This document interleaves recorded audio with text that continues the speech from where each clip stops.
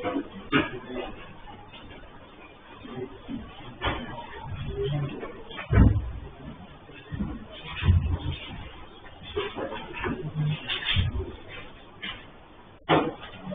के बाद के डाउट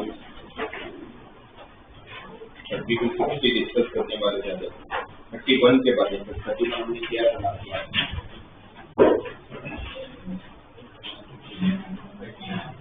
39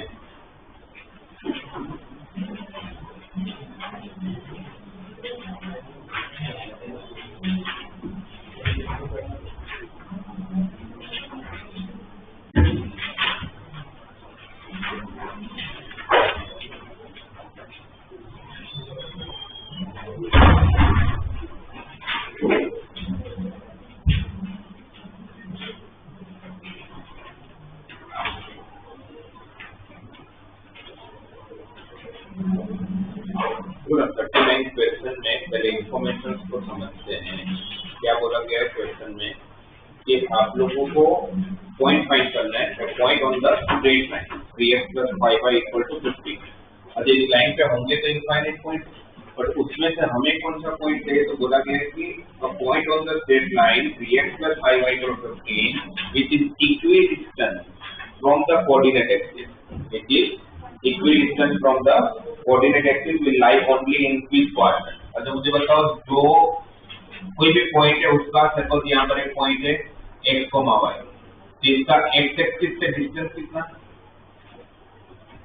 x, y का x एक्सिस से डिस्टेंस कितना, y, और y एक्सिस से डिस्टेंस कितना है x, और इस क्वेश्चन के साथ इस x और y को क्या होना है, इक्वल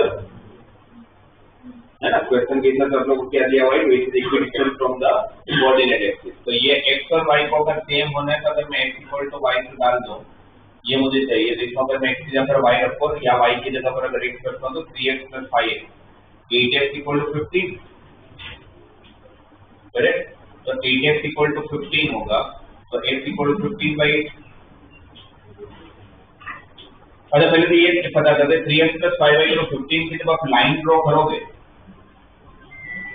जब लाइन बनाओगे तो लाइन x एक्सिस और y एक्सिस को कहां पर कट करेगा, अगर वो जानना है तो आपको क्या करना है। अगर ये x एक्सिस और y एक्सिस को कहां कट करेगा वो जानना होगा तो क्या करना पड़ेगा, एक बार x को 0 और एक बार, अच्छा मैंने y को अगर 0 रखा तो x कितना मिलेगा 5, x कितना मिलेगा आपको 5, और अगर y को 0 रखा तो x को 0 रखा तो y कितना आएगा 3, 0,3।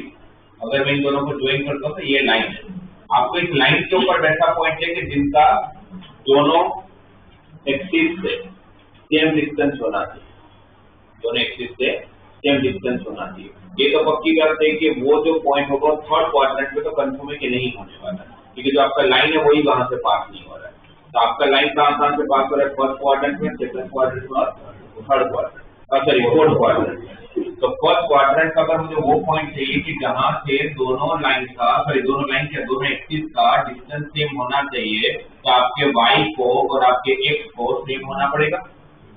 लाइन का इक्वेशन 3x + 5y = 50, y को अगर मैंने x रख दिया तो 3x + 5x तो 8x = 15, तो x = 15/8। ये पॉइंट कौन सा हो जाएगा 15/8, 15/8,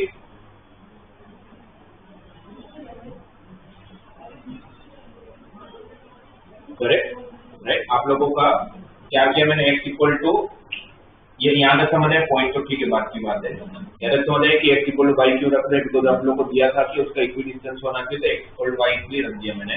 तो y की जगह पर अगर x रखूंगा तो 8x = 15 हो जाएगा। तो पॉइंट का कोऑर्डिनेट कितना आ गया आप लोगों का 15/8, x आपका 15/8 आया। x की जगह पर अगर आप 15/8 रखोगे तो आपको y का कोऑर्डिनेट मिल जाएगा, है ना। x को अगर आप 15/8 रखोगे तो आपको कितना हो जाएगा, ये 45/8 प्लस 5y = 15, तो 5y = 15 - 45/8, करेक्ट। तो y = 15 × 120, 120 - 45, 120 - 45 कितना होता है 75, 75 ना। 25/8 और 5 को भी डिवाइड कर लोगे तो 5, 15 + 75 तो आप लोगों का 15/8 आ गया, वैसे x इक्वल y था तो वही मिलना था आप लोगों को, तो पॉइंट मिल गया। तो एक तो कंफर्म है कि आपका पॉइंट कौन से क्वाड्रेंट में, तो पॉइंट निकाल रहे, वरना निकालने की जरूरत नहीं। एक सीधी सी बात है कि एक तो पॉइंट उनको चाहिए भी, तो उनको ये बताना कि कौन कौन से क्वाड्रेंट में आपका पॉइंट हो सकता है। एक तो फर्स्ट क्वाड्रेंट में तो वही सकता है, राइट। जब मैं बोलता हूँ कि डिस्टेंस इक्वल होना चाहिए, तो डिस्टेंस इक्वल होने का मतलब है कि मेरा कोऑर्डिनेट नेगेटिव भी होगा तो चलेगा। मेरा कोऑर्डिनेट इस लाइन पे आपके पास ऐसा कोई पॉइंट हो सकता है कि जिसका डिस्टेंस यहां से जितना होगा उतना ही डिस्टेंस यहां पर हो। ये यहाँ का आपको पता है, हमें पता है कि यहाँ का x कोऑर्डिनेट नेगेटिव होगा, यहाँ पर x कोऑर्डिनेट नेगेटिव होगा क्योंकि कौन सा क्वाड्रेंट है, सेकंड क्वाड्रेंट है। सेकंड क्वाड्रेंट है तो x नेगेटिव होगा बट y पॉजिटिव होगा। बट ये जो डिस्टेंस होगा उस डिस्टेंस को आप थोड़ी ना माइनस x बोलोगे, और सर ये डिस्टेंस तो y है, सॉरी माइनस x है, बट डिस्टेंस को तो माइनस में बोलेंगे नहीं, कोऑर्डिनेट नेगेटिव हो सकता है, डिस्टेंस को तो आप क्या बोलोगे, प्लस x ही बोलोगे। या ये बोल लो कि डिस्टेंस को हम लोग मॉड x बोलेंगे, ये डिस्टेंस नेगेटिव नहीं होने वाला है, और ये डिस्टेंस आप लोगों का y हो जाएगा। तो इसका मतलब कि यहाँ पर जो पॉइंट आप लोगों को मिल रहा था 15/8, 15/8, अगर वही कोऑर्डिनेट अगर यहाँ पर ढूंढना होगा तो मेरे इसके हिसाब से आपका मॉड x को किसके इक्वल होना पड़ेगा, y के। मॉड x को किसके इक्वल होना पड़ेगा, y के। तो मॉड x अगर y के इक्वल होगा तो x किसके इक्वल होगा, प्लस और माइनस y के। बट आप x इक्वल प्लस y नहीं ले पाओगे क्योंकि x और y दोनों की साइन सेम नहीं होगी, क्योंकि कौन सा क्वाड्रेंट है, सेकंड क्वाड्रेंट है। सेकंड क्वाड्रेंट में तो x की वैल्यू और y की वैल्यू कुछ भी हो सकता है, बट साइन का ऑपोजिट होगा। तो x को क्या रखूंगा मैं, माइनस y। तो x को माइनस y रख के कोई पॉसिबिलिटी मिल सकती है। x को अगर मैंने माइनस y रखा तो minus 3y plus 5y equal to 15, 5y minus 3y तो 2y इक्वल टू 15, तो y इक्वल टू 15/2, y 15/2 तो x माइनस 15/2।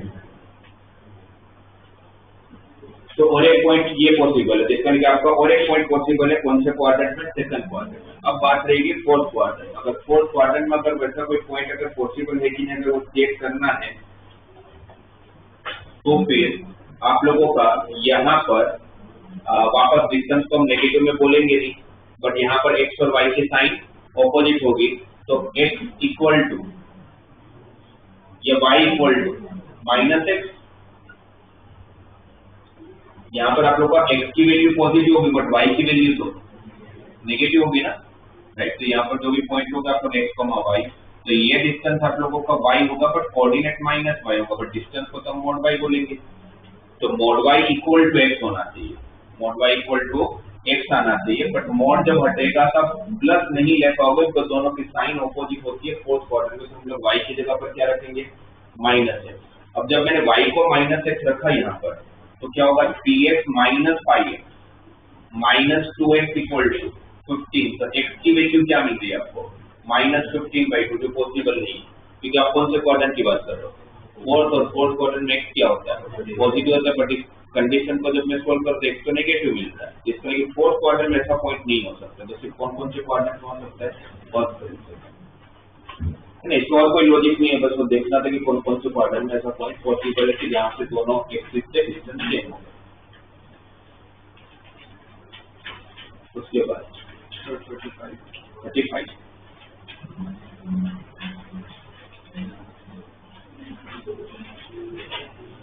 35 देखो, लोकस का क्वेश्चन आया। हमें पता है कि लोकस क्या है, tracing of all points under same condition. इसमें क्या दिया हुआ है condition, a straight line through a fixed point 2, 3 intersect the coordinate axis at the point distinct points P and Q. If O is the origin, then rectangle OPRQ is completed. Then locus of R. ये आप लोगों का x axis और Y axis plot कर लेते हैं। हमारा एक लाइन है, straight line passing through the fixed point 2, 3 से पास होने वाले पॉइंट ले लेते हैं। 2, 3 से जो लाइन पास होगा वो एक्स एक्सिस को P पॉइंट पर कट कर रहा है, वाई एक्सिस को Q पॉइंट पर कट कर रहा है ना। ये दिया हुआ है आप लोग को at the distinct point P and Q। एक कोई तो ओरिजिन, वो आपका क्या है, ओरिजिन। तो आपको बोला गया है कि आपको एक R पॉइंट चाहिए, कोई is origin, then the rectangle OPRQ, rectangle OPRQ is completed. और वो रेक्टेंगल है, तो आप लोग को और एक आर पॉइंट इस तरह से फ्रेम करना है। अच्छा मेरे पास ऐसे आर पॉइंट बहुत सारे हो सकते हैं, जिसकी वजह से ये OPRQ क्या बनता होगा आपका रेक्टेंगल, है ना। ऐसे मेरे पास बहुत सारे आर पॉइंट हो सकते हैं कि जिससे मैं OPRQ को जब ज्वाइन करूंगा तो एक रेक्टेंगल बनता होगा, राइट। जैसे जितने भी आर पॉइंट होंगे वो सारे आर पॉइंट को जब आप ज्वाइन करोगे तो आपको कौन सा कर्व बनेगा, ये तुमने को बोला। लोकस क्या होता है, tracing of all points under. इसमें वो कंडीशन क्या है, इसमें कंडीशन क्या है, tracing of all points under same condition रट तो लिया हमने, बट वो कंडीशन समझ में आनी चाहिए क्वेश्चन में। कंडीशन क्या है, रेक्टेंगल बनना चाहिए, हमें तो OPRQ क्या देना चाहिए, रेक्टेंगल देना चाहिए। तो वो कंडीशन को सोल्व करते हैं। लाइन कहाँ से पास हो रहा है, 2,3 से। लाइन अगर 2,3 से पास हो रहा है तो उस लाइन का इक्वेशन क्या होगा, y minus y1 is equal to m into x minus x1। हमारे पास क्या नहीं है, स्लोप नहीं, बट पॉइंट को ही। बट ये लाइन जब x एक्सिस को कट करेगा तो कौन से पॉइंट पर कट करेगा, अगर वो मुझे फाइंड करना तो मैं y को क्या रख लूंगा, 0। y को अगर मैंने 0 रख लिया तो x की वैल्यू कितनी आएगी, m डिवाइड में जाएगा, माइनस 2 तरफ जाएगा तो प्लस हो जाएगा, तो p का कोऑर्डिनेट 2 माइनस 3/m, 0। और q का कोऑर्डिनेट ढूंढना होगा तो किसको 0 कहूंगा, x को 0 रखा, माइनस 3 को शिफ्ट किया तो q का कोऑर्डिनेट 0, 3 माइनस 2m, ठीक है, राइट। और ओरिजिन का तो O का तो हमें पता ही है 0,0 होगा। अब आप लोगों को R एक ऐसा पॉइंट है कि जब भी आप लोग इसको ज्वाइन करोगे, R एक ऐसा पॉइंट है कि जब भी मैं ज्वाइन करूंगा तो मुझे एक रेक्टेंगल फ्रेम होना चाहिए, तो रेक्टेंगल बनना चाहिए। तो फिर R का कोऑर्डिनेट क्या होगा आप लोगों के हिसाब से, अगर OPRQ अगर एक रेक्टेंगल है तो फिर R के कोऑर्डिनेट को क्या होना पड़ता है, जिसको आपको ओरिजिन पता है, आपको P पता है, आपको Q पता है। रेक्टेंगल की कंडीशन के हिसाब से सबसे पहली कंडीशन जिनके डायगोनल्स को बाइसेक्ट होना पड़ेगा। जो पैरेललोग्राम की कंडीशन होती है सारी रेक्टेंगल में तो सेटिस्फाई होगा ही ना, राइट। तो सबसे पहली कंडीशन तो क्या होगा, आप लोगों का डायगोनल्स को बाइसेक्ट होना पड़ता होगा। डायगोनल बाइसेक्ट होना पड़ता होगा, इसका मतलब क्या हो गया कि दोनों डायगोनल का मिड पॉइंट सेम होगा। ये पॉइंट का कोऑर्डिनेट अगर ढूंढना होगा तो मैं इस पर इसका मिड पॉइंट ढूंढ लेता हूँ, इस पर इसका मिड पॉइंट ढूंढ लूंगा तो क्या मिलेगा, 2 माइनस 3m। अच्छा एलसीएम ले लेते हो, यहाँ पर तो क्या हो जाएगा, 2m minus 3 divided by m plus 0 divided by 2 mid point के लिए, फिर 0 प्लस 0 डिवाइडेड बाई, क्योंकि R पॉइंट तो यही था एक्स एक्सिस पे, तो 0 हो गया y एक्सिस। अब R का कोऑर्डिनेट, ये आप लोगों का मिड पॉइंट मिला, इस पर इसका मिड पॉइंट है, सही है। तो फिर R का कोऑर्डिनेट क्या होगा, R को अगर अभी हम लोग x को के मान ले तो x plus 0/2 is equal to 2m minus 3 upon 2m, ये 2 और ये 2 कैंसल। k का coordinate k plus 0 equal to k plus 3 minus 2m divided by 2 is equal to 0। तो k क्या हो जाएगा, 2m माइनस 3। तो R का कोऑर्डिनेट क्या हो गया, R का कोऑर्डिनेट क्या हो गया, 2m minus 3 upon m comma 2m minus 3। और ऐसे कितने R होंगे हमारे पास, इनफाइनाइट। और वो सारा R को ज्वाइन करना आप लोग, तो आपके फाइनल आंसर में क्या नहीं आना है। अच्छा R की वैल्यू क्यों चेंज होगी, आप बोल रहे R बहुत सारे होंगे, बहुत सारे क्यों होंगे, बहुत सारे होने का रीजन क्या होगा, क्योंकि m की वैल्यू चेंज होगी। भाई 2,3 से कितने लाइन पास हो सकते हैं, इस लाइन को लेकर देखिए रेक्टेंगल होगा, ऐसा नहीं कि इस लाइन को लेकर बहुत सारे रेक्टेंगल्स बनेंगे, बट 2,3 से कितनी लाइन पास हो सकती है, तो 2,3 से और एक लाइन पास करूंगा तो लाइन चेंज हुआ तो रेक्टेंगल भी तो चेंज होगा, रेक्टेंगल चेंज होगा इसीलिए R चेंज होगा, सही है। तो R चेंज होगा तो इसमें कौन सी वैल्यू चेंज होगी, m। तो जो चेंज होता है उसको क्या बोलते हैं, पैरामीटर। आपके फाइनल आंसर में क्या नहीं होना है, तो आपको m को हटाना है। आपको किसको हटाना है? m को। तो ये कौन सा कोऑर्डिनेट है मेरा? x। ये कौन सा कोऑर्डिनेट है? y। तो x कोऑर्डिनेट है मेरे पास 2m minus 3 upon m, y coordinate है मेरे पास 2m माइनस 3, और मुझे m नहीं चाहिए तो कोई भी एक जगह से m को उठा के दूसरी जगह पर पुट कर लेते हैं। यहाँ पर आप देखोगे कि 2m माइनस 3 खुद ही y है। अगर मैं 2m 3 की जगह पर ही y रख लूँ तो x कितना आ गया? y by m। तो what is m? y by m को उठा के y by 6 में डाल देता हूँ। मतलब आप कैसे एलिमिनेट कर सकते थे? मैं कर रहा हूँ, ऐसा करना जरूरी नहीं है, बट लास्ट में m नहीं आना चाहिए। आपको जैसे समझ आएगा, है ना? याद करके तो जाओगे नहीं कि आपको ऐसे ही करना है, वैसे तो कुछ भी दे सकते हैं, बस आपको लास्ट में पैरामीटर नहीं आना चाहिए। इस m को अगर मैं यहाँ रख लेता हूँ तो y equal to 2y by x minus 3, LCM ले लूंगा तो xy equal to 2y minus 3x, xy equal to 2y minus 3x। तो देख लो कौन सा ऑप्शन नहीं हो रहा है। 3x plus xy, 3x plus 2y equal to xy, calculation बराबर है? ये ऑप्शन एक भी नहीं है, डी आंसर होना चाहिए। तो डी है, मतलब प्लस माइनस की मिस्टेक आ रही है। 3x प्लस 2y आना चाहिए, हमारा 2y माइनस 3x आ रहा है।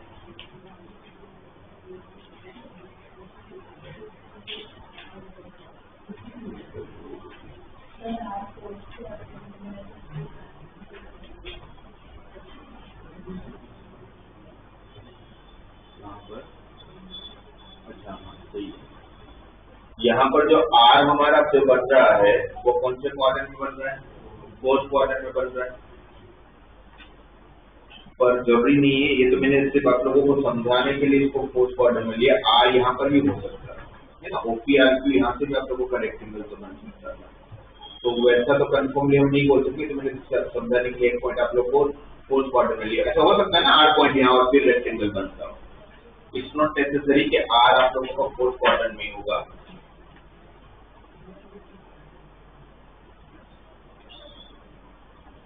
अच्छा लिखा, सही है, ध्यान लीजिए। उन्होंने बोला कि OPRQ रेक्टेंगल बनाना, हमारा रेक्टेंगल कौन सा बन रहा है? OQPR बन रहा है। तो फिर ये पॉइंट यहाँ होगा, ये पॉइंट हमें पता होगा, यहाँ पर ही होगा, फर्स्ट क्वाड्रेंट में होगा। तो फर्स्ट क्वाड्रेंट में होगा तो उस केस में तो फिर थोड़ा सा डायग्राम चेंज हो जाएगा।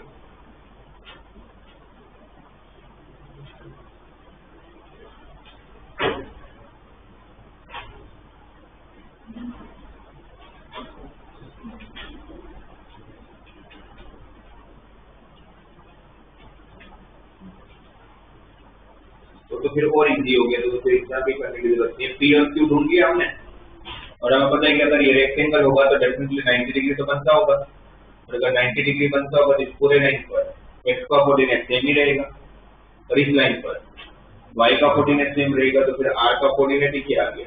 2m माइनस, जो हमने यहाँ पर फाइंड किया मिड पॉइंट वगैरह और सब ढूंढ के, वो जरूरत नहीं है। यहाँ पर आप लोग को डायरेक्ट पता चल रहा है इस पूरे लाइन पर 90 डिग्री बनने की वजह से ये लाइन y एक्सिस को पैरेलल होगा, ये लाइन x एक्सिस को पैरेलल होगा। तो इसमें y कोऑर्डिनेट चेंज नहीं होगा, इसमें x कोऑर्डिनेट चेंज नहीं होगा। ये coordinate 2m minus 3/m, 2 minus m ही आ जाएगा फिर तो डायरेक्टली 2 माइनस 3 या 3 माइनस 2m ना।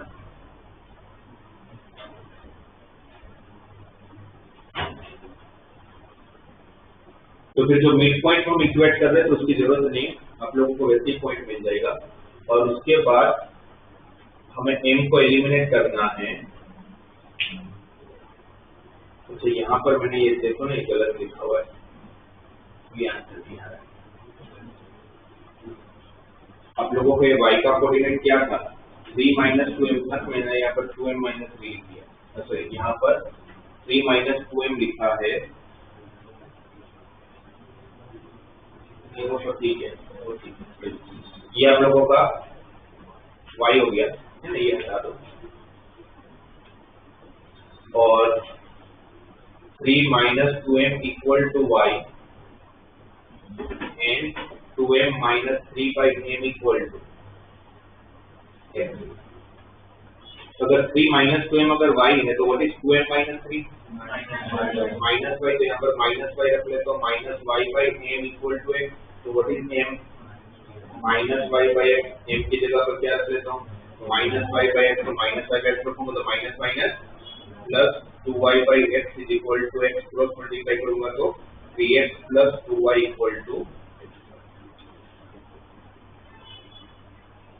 तो इसमें वो ऑर्डर भी ध्यान रखना पड़ेगा, ओपी आरक्यू लेना पड़ेगा, फिर उसके ऑर्डर नहीं ले पाऊंगा. तो ये वाला पार्ट गलत है मेरा, ये वाला.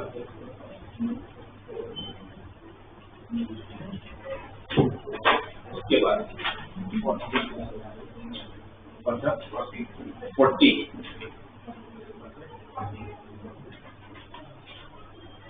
वापस लोकस.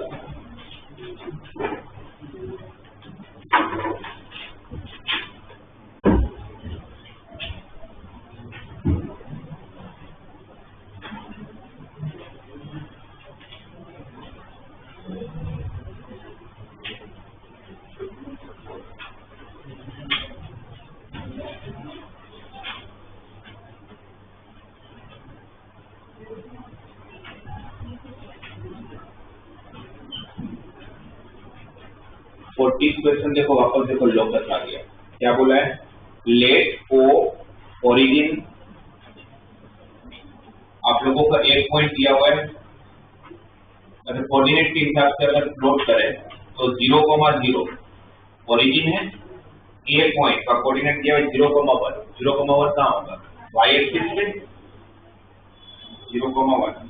आपको अब एक पॉइंट P चाहिए और उसी का लोकस है, पर वो पॉइंट P इस तरह से मूव करता है कि जब भी मैं इस AOP को ज्वाइन करता हूँ, AOP को ज्वाइन करूँ, सपोज P पॉइंट यहाँ है, तो P पॉइंट इस तरह से है कि जब भी आप इस ट्रायंगल का पेरीमीटर लेते हो ना, तो हमेशा वो पेरीमीटर कितना आना चाहिए?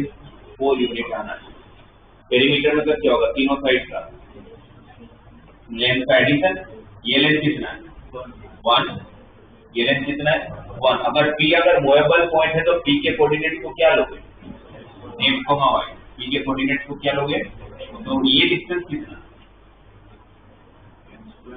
Root of x square plus y square. ये डिस्टेंस कितना? Root of x square plus y minus 1 का होल स्क्वायर. और ये तीनों का एडिशन मिलकर कितना आना चाहिए? 4.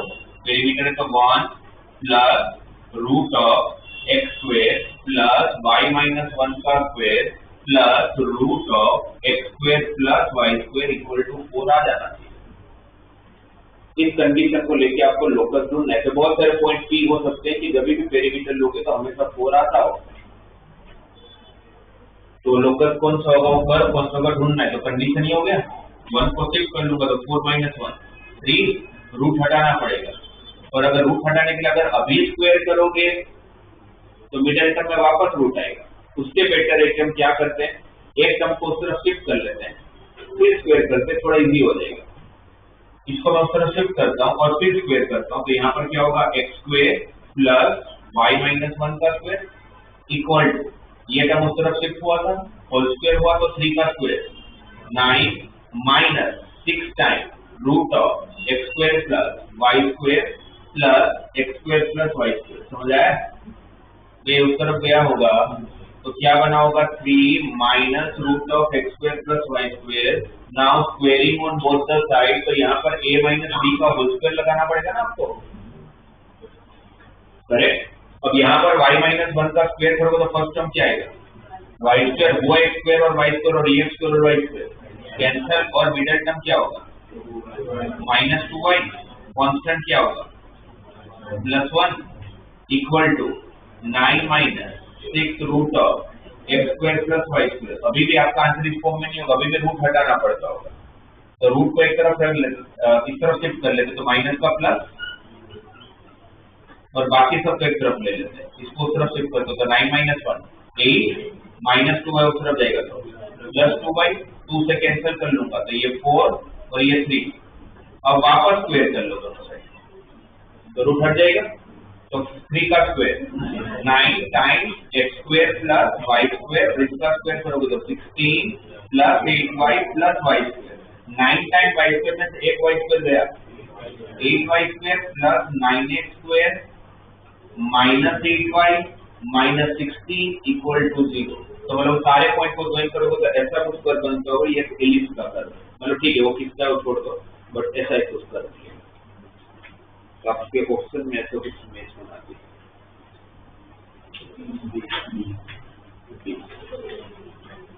तो आपको लोकल्स में कुछ नहीं करना है, कंडीशन देखो, कंडीशन को सोल्व करो। लास्ट में पैरामीटर नहीं आना।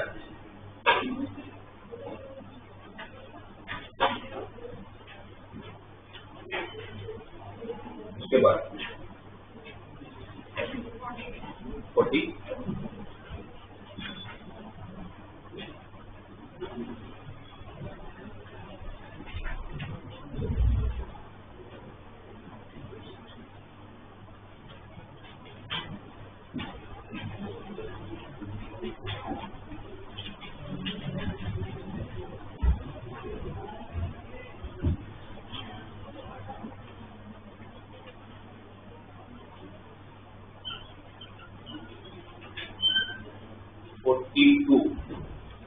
42 the region represented by mod x minus y less than equal to 2 and mod x plus y less than equal to 2 is bounded by। आपको क्या लग रहा है, ये mod x minus y less than equal to 2 जो है, जो पहला है, ये क्या देगा आपको, ये कितने लाइन की इक्वेशन आपकी सबसे। इनइक्वालिटी याद करो, इनइक्वालिटी याद करो, मुझे बताओ याद करके, याद क्या करना तो पता ही माइंड में होना है कि mod x अगर a से छोटा है तो what is range of x। mod x अगर a से छोटा है तो x की रेंज क्या होती है, माइनस a2 प्लस है। तो अगर mod x माइनस y अगर लेस देन इक्वल टू 2 है तो x माइनस y का रेंज क्या होगा, -2 से +2। तो आपको x और y वैसे चाहिए कि जिनका सब्ट्रैक्शन करोगे तो 2 से छोटा होगा बट -2 से बड़ा होगा। बट हमेशा ध्यान में रखिए कि ग्राफ जब आप बनाते हो तो आप इनइक्वालिटी ग्राफ नहीं बनाते, क्योंकि इनइक्वालिटी ग्राफ देता ही नहीं है। इनइक्वालिटी क्या करता है, सेट ऑफ पॉइंट्स देता है, बहुत सारे पॉइंट्स होते हैं जो इनको सेटिस्फाई करता है। आप ग्राफ किसका बनाओगे, इक्वालिटी का ग्राफ बनाओगे। हम ग्राफ किसका बनाएंगे, इक्वालिटी का। तो देखा जाए ये आपको दो लाइन दे रहे हैं, एक x minus y equal to 2, x minus y equal to 2 और दूसरा -2 equal to x minus y. ये दोनों कैसी लाइन होने वाली है, दोनों के बीच में किसका डिफरेंस है, ये लाइन, अच्छा लाइन को ही ना लीनियर इक्वेशन है, तो ये लाइन और इस लाइन में से किसका डिफरेंस होगा, तो कैसी लाइन होगी, दोनों कैसी लाइन होगी, ड्रॉ करते हैं। जब इसको ड्रॉ करोगे तो x को 0 रखोगे तो y कितना आएगा, -2, y को 0 रखोगे तो x कितना आएगा, +2। जिसका कि ये जो लाइन होगा वैसा होगा 2,0 से पास होगा और 0,-2 से पास होगा। इसकी बात करते हैं, x को 0 रखा तो माइनस माइनस प्लस हो जाएगा तो y इक्वल टू +2, और y को 0 रखा तो x इक्वल टू -2। तो ये इसी को पैरेलल लाइन कहां से पास होगा, -2,0 और 0,2। पहले दो पैरेलल लाइन मिले, जैसे किसी तो समझ में आ जाएगा कि भाई ये कुछ तो या तो रेक्टेंगल, स्क्वायर, ट्रेपेजियम ऐसा कुछ मिलेगा जिसमें एक पेयर तो पैरेलल है। फिर और एक दो लाइन दिया हुआ है, mod of x plus y less than equal to 2। तो mod of x plus y less than equal to 2, इसमें वापस इनइक्वालिटी हटाओगे तो x plus y किसके बीच में, -2 से 2 के बीच में, तो -2 equal to x plus y and x plus y equal to 2। वापस ये दो लाइन होगी, वो भी पैरेलल, क्योंकि दोनों में सिर्फ कांस्टेंट का डिफरेंस है। x को 0 रखा, y2 आया, y को 0 रखा, x2 आया, मतलब ये लाइन है वो यहाँ से पास हो रहा है 0,2 से और 2,0। फिर इसके अंदर x को 0 रखा, y -2 आया, y को 0 रखा, x -2 आया, तो ये भी तो पैरेलल हो गए। तो ये और ये साइड पैरेलल है, ये और ये साइड पैरेलल है, और इनके डायगोनल 90 डिग्री भी बना रहे हैं।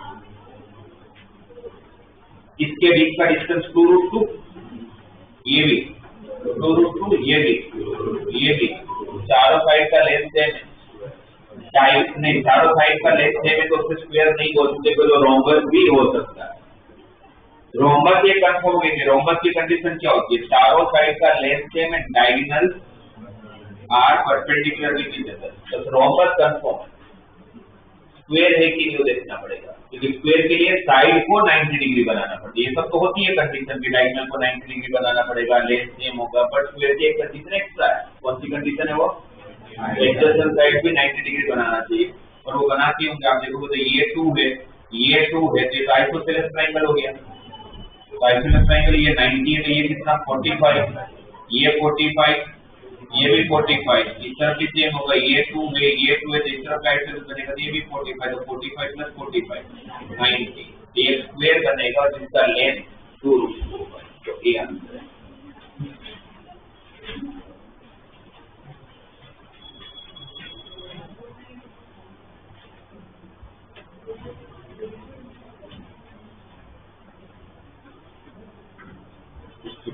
और कोई 33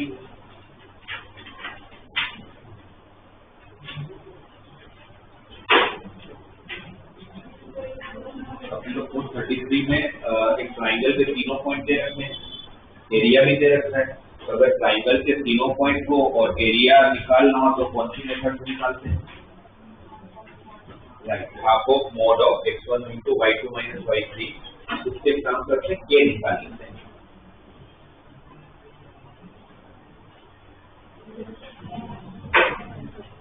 थर्ड क्वेश्चन देखो, 33rd क्वेश्चन में आपको एक ट्राइंगल दे रखा है, तो उस ट्राइंगल में एक पॉइंट है k, -3 के, एक पॉइंट है y, k, एक पॉइंट है -k, 2, और इस ट्राइंगल का एरिया दिया हुआ है 28 स्क्वायर, और ट्राइंगल के तीनों पॉइंट बताओ तो हमें पता है एरिया कैसे निकालते हैं। Half of mod x1 into y2 minus y3, तो k into k -2, right, plus 5 into 2 minus of -3 के, तो 2 plus 3k, और फिर माइनस k के साथ -3k -k, तो -4k क्या होगा, ये 2 को क्रॉस मल्टीप्लाई करते हैं तो 28 into 2 56, यहाँ पर ब्रैकेट ओपन करोगे तो k square -2k plus 10 plus 15k minus plus 4k square, 4k square plus k square, 5k square 15k minus 2k 13k प्लस 10 इज इक्वल टू, अच्छा मोड हटाऊंगा तो सामने प्लस और -56 आएगा, ठीक है। एक बार प्लस 56 लेके सोल्व करते हैं, एक बार -56 लेके सोल्व करते हैं। 5k स्क्वायर प्लस 13k 56 लूंगा तो प्लस 56 माइनस 10 प्लस 46, और अगर -56 लोगे तो 5k square plus 13k minus 56 इस तरफ आएगा, अच्छा यहाँ पर -46 होगा, -46, और यहाँ पर प्लस 10 और -56 इस तरफ आएगा, तो प्लस 66 इक्वल टू 0। ये क्वाड्रेटिक इक्वेशन मिल गया। इस क्वाड्रेटिक इक्वेशन को सॉल्व करके k की वैल्यू निकाल लेते हैं, राइट। k की जब वैल्यू निकालोगे क्या होगा, फिर देखें तो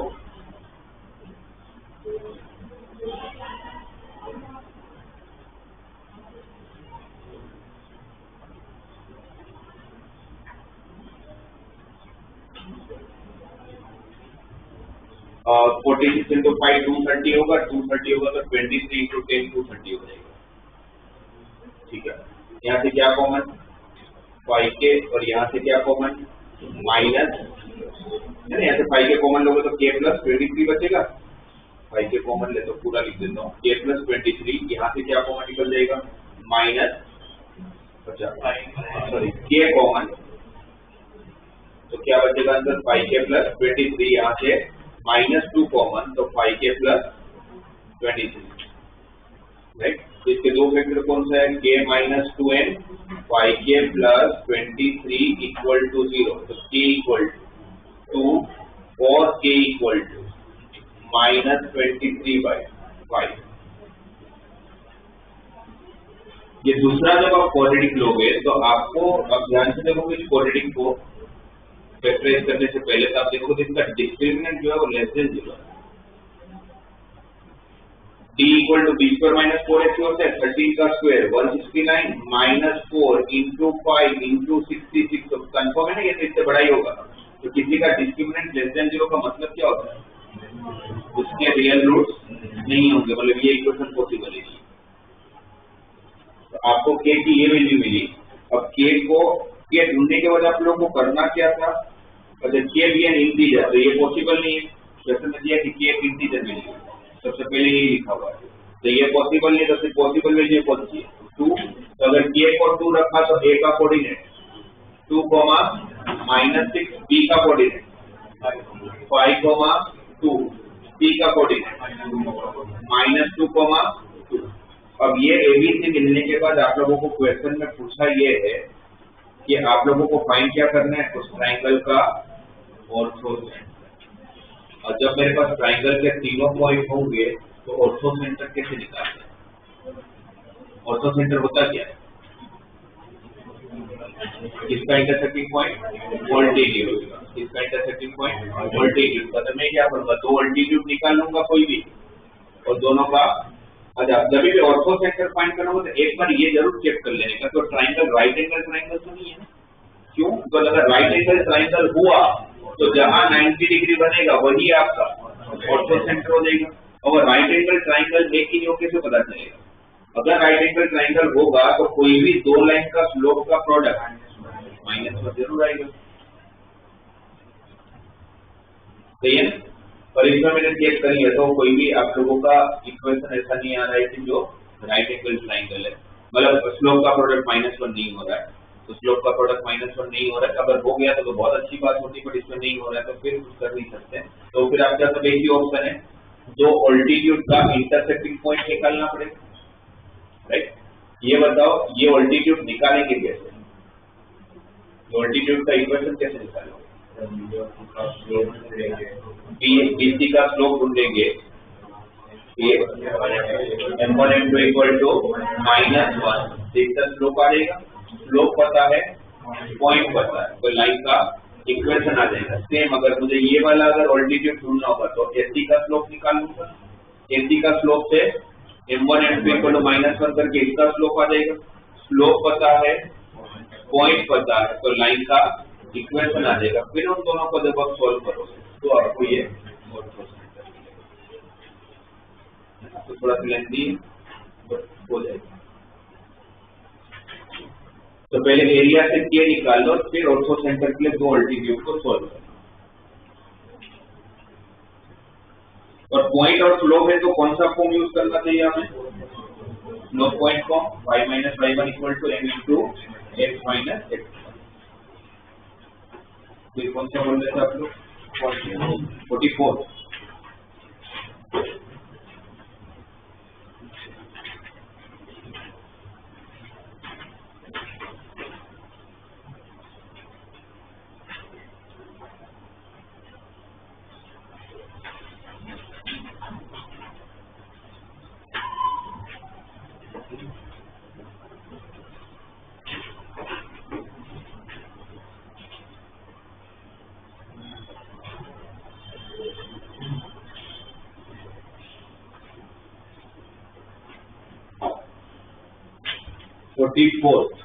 फोर्टी फोर्थ में जो a पॉइंट दे रखा है, if a is 3/√a, root है, when a is greater than 0, ये पॉइंट कहाँ पर होगा, मतलब कौन से क्वाड्रेंट में होगा, फर्स्ट। 3/√a पॉजिटिव होगा, √a भी तो पॉजिटिव होगा। अब जब पूछ रहा है बताइएगा मुझे, a पॉइंट है यहाँ पर मेरे पास 3/√a, √a xy प्लेन पे, इसका इमेज चाहिए y एक्सिस पे। अगर y एक्सिस अगर मेरा मिरर है तो इस a पॉइंट का इमेज कहाँ होगा, सेकंड क्वाड्रेंट में विद द सेम डिस्टेंस। तो यहाँ पर जो इमेज मिलेगा उसका कोऑर्डिनेट बताओ, माइनस 3/√a कॉमा जो सेकंड क्वाड्रेंट होगा दैट नेगेटिव हो जाएगा। फिर आगे इतना क्या the image of A in the y-axis be B and the image of B in x-axis be C। ये B मिला, फिर ये मिरर का काम कर रहा है। तो इसका इमेज कहाँ होगा? थर्ड क्वाड्रेंट में। तो थर्ड क्वाड्रेंट में होगा विद द सेम डिस्टेंस क्योंकि इमेज है, तो इसकी का कोऑर्डिनेट -3/√a कॉमा -√a, दोनों नेगेटिव देंगे थर्ड क्वाड्रेंट में। फिर आगे क्या बोला? If D 3 cos theta, A sin theta is a point in the fourth quadrant, और एक D point निकाला, और D point कहीं पर भी हो सकता है बिकॉज़ उसमें थीटा नहीं पता है। 3 cos theta, A sin theta, तो A तो फिक्स है ना, A आप लोगों का ये तो फिक्स पॉइंट है, तो A तो फिक्स होगा। इसमें पैरामीटर कौन होगा? थीटा, क्योंकि थीटा बदलेगा तो D पॉइंट अपनी पोजीशन बदलेगा। D पॉइंट अगर अपनी पोजीशन बदलेगा तो ये AC को जब आप ज्वाइन करोगे तो आपको ऐसे कितने ट्रायंगल मिलते होंगे? अगर D पॉइंट फिक्स नहीं है, D पॉइंट कहीं पर भी मूव करता होगा, जैसे कितने ट्रायंगल्स मिलेंगे? इनफाइनाइट। कितने ट्रायंगल्स मिलेंगे? उसमें से आपको वो ट्रायंगल चाहिए जिसका एरिया मैक्सिमम होगा, जिसका एरिया मैक्सिमम होगा, और वो मैक्सिमम एरिया भी दिया हुआ है 12 स्क्वायर। तो बहुत सारे ट्रायंगल्स बनते होंगे, बट उसमें से आपको वो ट्रायंगल कंसीडर करना है जो मैक्सिमम एरिया लेता होगा, और एरिया कितना दिया हुआ है? 12 स्क्वायर यूनिट। तो आपको पूछा गया है कि A की वैल्यू कितनी होगी। तो सबसे पहले वापस ट्रायंगल का एरिया फाइंड करना है। ट्रायंगल का एरिया कैसे फाइंड करोगे? तीनों पॉइंट है आपके पास, वही half of mod x1 into y2 minus y3 minus minus plus 3/√a, तो उसके साथ क्या आ जाएगा? A sin theta minus √a, फिर प्लस 3 cos थीटा के साथ क्या आ जाएगा? √a minus of -√a, √a minus of -√a, तो 2√a, फिर माइनस माइनस प्लस ही तो हो जाएगा। ये ब्रैकेट ओपन करो, ब्रैकेट ओपन करोगे तो यहाँ पर क्या होगा? √a कैंसिल, तो -3, यहाँ पर -3√a sin theta. How come √a sin theta? A upon √a कितना हो जाएगा? √a। फिर यहाँ पर ये A/√a तो प्लस 3√a sin थीटा, फिर ये √a कैंसिल, तो 3 -3 plus 6√a cos theta, -3√a sin theta और plus 3√a sin theta cancel, क्या मिला? 6√a cos theta half of 6√a cos theta minus 3 और -3 तो -6।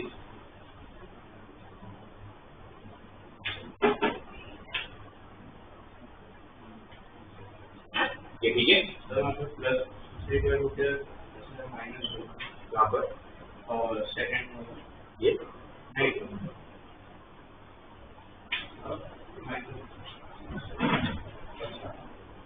सॉरी, यहाँ पर प्लस की जगह और माइनस आएगा ना, ये पॉइंट किया।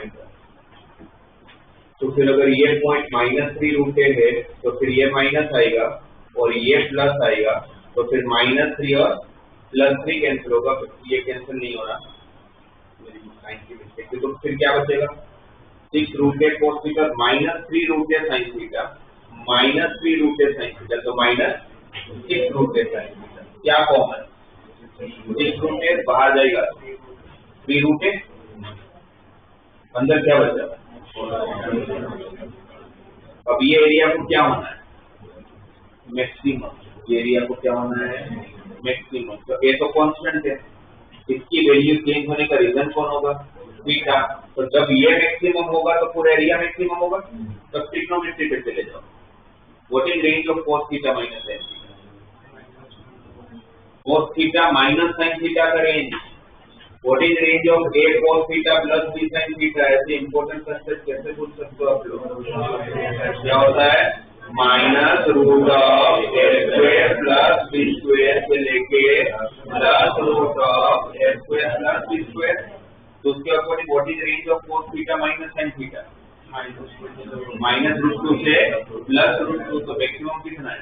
√2। तो इसका एरिया मैक्सिमम होने के लिए इसको √2 होना पड़ता होगा, इसको √2 रख दिया तो ये क्या हो जाएगा 3√2 इंटू √8, बट वो एरिया आपको पहले से दिया हुआ है, मैक्सिमम एरिया कितना है 12, तो 3 4 12 स्क्वायर कर लेता हूँ तो 16 इक्वल टू 2 तो a की वैल्यू 8 तो किया क्या मैंने वापस वही ट्राइंगल का एरिया की फॉर्मूला अप्लाई कर लिया तीनों कोऑर्डिनेट्स पर, और हमें पता है लास्ट में कि मैक्सिमम होने के लिए cos theta minus sin theta को √2 होना पड़ेगा।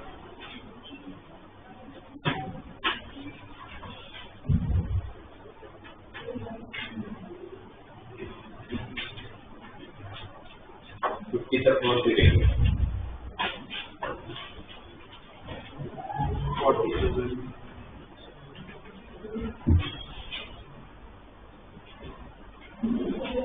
47 क्वेश्चन समझो 47 कोई अगर मुझे बताएगा तो क्या दिया, if a straight line passing through the point -3,4 कहाँ है सेकंड क्वाड्रेंट में, वहां से एक लाइन पास हो रहा है, it's intercepted portion between the coordinate axis is bisected eight point P। इसका मतलब क्या है कि भाई मेरे पास एक लाइन है जो -3,4 से पास हो रहा है, जो कहां से पास हो रहा है -3,4 से पास हो रहा है, और इसका कोऑर्डिनेट क्या है P, intercepted between the axis, इसको बोलेंगे इंटरसेप्टेड बिटवीन द एक्सिस, इसको क्या बोलते हैं एक इंटरसेप्ट, इसको क्या बोलते हैं, इसको क्या बोलते हैं इंटरसेप्ट मतलब क्या, जहां कट करता उतना लेंथ, तो इसको बोलेंगे इंटरसेप्टेड बिटवीन द एक्सिस, क्या बोलेंगे intercepted between the axis is bisected by point P, मतलब ये जो पॉइंट है वो इनडायरेक्टली इसका मिड पॉइंट दे दिया है। तो आपको पूछा गया कि लाइन का इक्वेशन क्या होगा, है ना, if a straight line passing through the point P of -3,4 is such that its intercepted portion between the coordinate axis is bisected at point P, तो P क्या हो गया उन दोनों पॉइंट का मिड पॉइंट, तभी तो बाइसेक्ट कर रहा है, बाइसेक्ट मींस दो इक्वल पार्ट में डिवाइड कर रहा है। तो पूछा गया कि इस लाइन का इक्वेशन क्या होगा, तो इस पॉइंट को अगर मैं 0, K नाम दे दूं, इस पॉइंट को अगर मैं S, 0 नाम दे दूं, तो मुझे बताओ ये लेंथ आपका K है, ये लेंथ आपका S है, तो आपको कौन सा फॉर्म यूज करना चाहिए, इंटरसेप्ट फॉर्म। क्या होगा intercept form, x by a plus y by k equal to 1।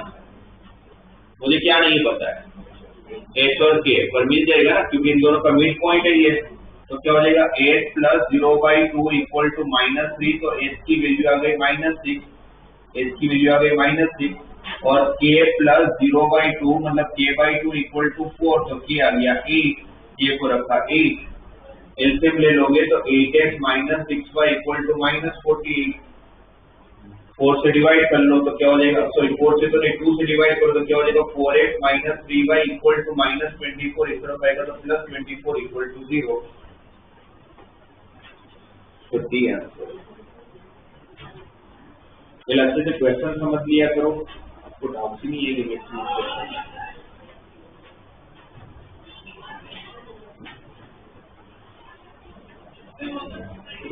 और कोई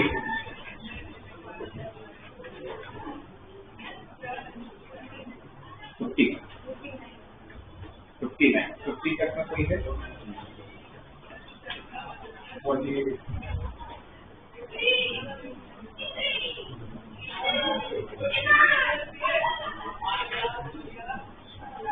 आप लोगों को इस केस में उल्टा है, ऑर्थो सेंटर का कोऑर्डिनेट दे रखा है और आपको थर्ड साइड फाइंड करना है।